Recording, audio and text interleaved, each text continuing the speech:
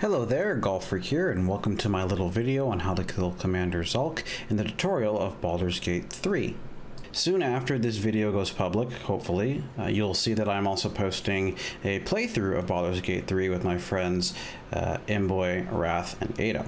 My first experience with D&D is a homebrew campaign that is also on this channel that was unfortunately never finished, that was DM'd by Wrath.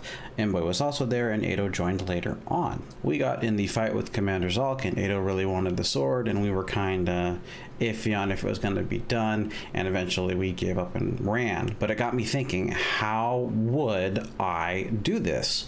So I decided to start a new game as a completely new and different character, and I will also probably be doing a solo LP, very different from my normal LP, as I'll probably be just doing bits and pieces, shadowing our multiplayer campaign, making different decisions or certain things.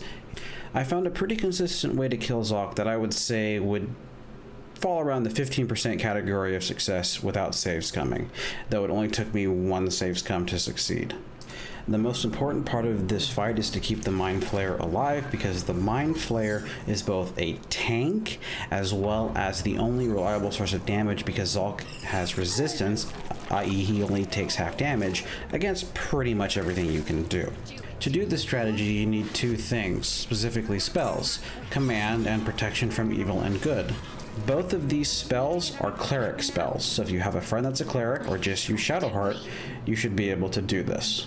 The very first thing you do is run forward with your cleric and use command on Zhalk. Specifically, you want to command him to drop his weapon or disarm. If you only want the sword, you can just grab it and run.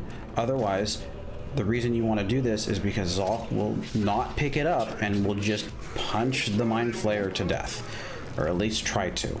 This dramatically lessens his damage from the mid-10s per attack to only a flat 6.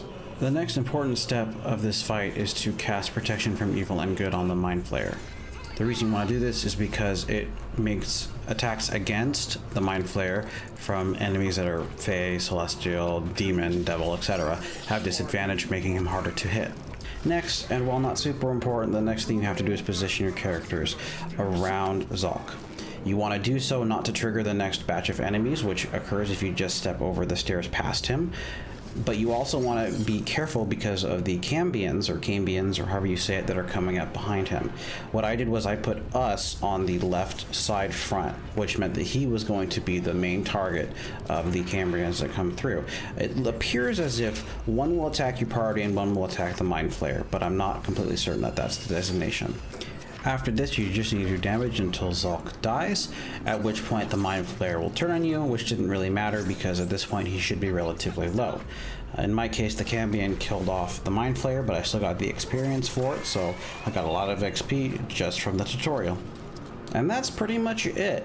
I didn't stick around to fight the Cambions. It might be possible, but they also have resistance about everything you can do, so I didn't want to stick around and fight enemies that effectively had 200 HP, considering that I ended up losing us at the very end. So I just ran with my character, who was a wood elf with the fleet of foot, or whatever gives the additional movement, and got out of dodge. So that's the video. Thank you very much for watching, and God bless.